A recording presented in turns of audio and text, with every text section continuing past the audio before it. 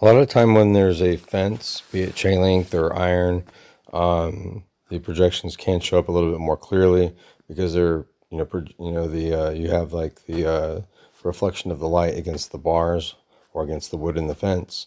And so here we go. It's almost like, it's creating a wall there, sort of. So here you can kind of see some projections, just like you do always, or just like I do always. Hopefully other people see it too. You can also see where it's in the ground here, and also even in the sky. But I just see this everywhere that I go. But some nights are more twacky than others, and some nights are less, and it just depends.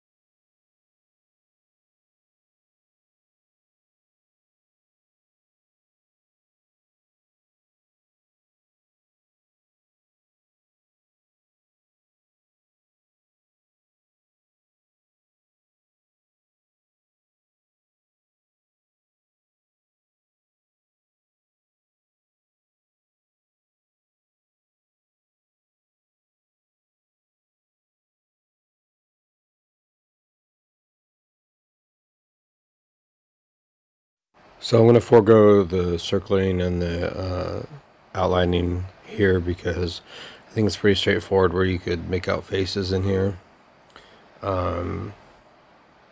And if you can't, it could be because some of these projections are in my eyes or on the surface of my phone or somewhere in between, or in a software overlay that they keep saying that they have. And I'm like, can't do anything about that. All I can do is keep trying to show this shit that I'm seeing. And keep in mind that I don't always see things like this because it's moving so rapidly. It's oftentimes just like a blurry looking thing or a fuzzy looking thing. But oftentimes I do see things, and I think it's because they hold them, you know, they're kept stationary. And oh, there's a little frog thing. They're saying that if you look there, the eyes turn red. So I'm going to play it back the frame before, I believe, and then frame after, and it does look like, you know, they're more red. And I don't know if that was due to like a brake light or reflection. I don't know if that was actually in the projection itself, but it was an interesting place to freeze frame it. And it is something that they pointed out to me, rather than me necessarily noticing it and thinking that there was something important about it. They oftentimes, which is infuriating, point out things in what I'm looking at, either, you know, in a taunting way, or in a way to try to give me information that's misinformation and meant to cause me to go down a paranoia path, or a where they make me, they do it all the time over Voice of Skull. Right now they've played so many, they play so many different scenarios showing people that I care about, or that I thought cared about me, like having their throats slit, being beheaded.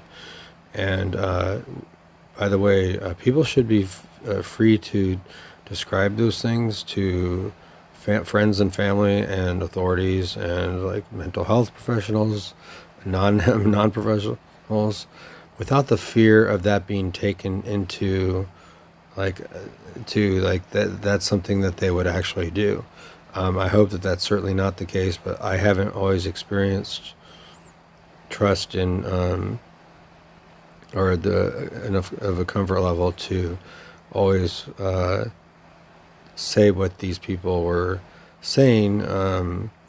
But then it was like it's important to hear what they say, or to tell what they say, because that it could, you know, it could, first of all, it's fear mongering, and it's terrorism, and it's traumatizing, and they do this like all throughout the day, over and over and over again. They also pretend like they're being captured, but they also pretend like they're not being captured, and they're like capturing the world's attention while they're holding me hostage, as if like, and that everyone knows where they are, and they keep mentioning people in my life, like from past fictional narratives that may have truths in them or may not. It's like I have no fucking idea. This whole area is interesting, so instead of circling every single thing, I'm just going to let it pause at each frame or two and let you sort of interpret what you will. Keep in mind, this is really meant to be viewed in a very dark environment.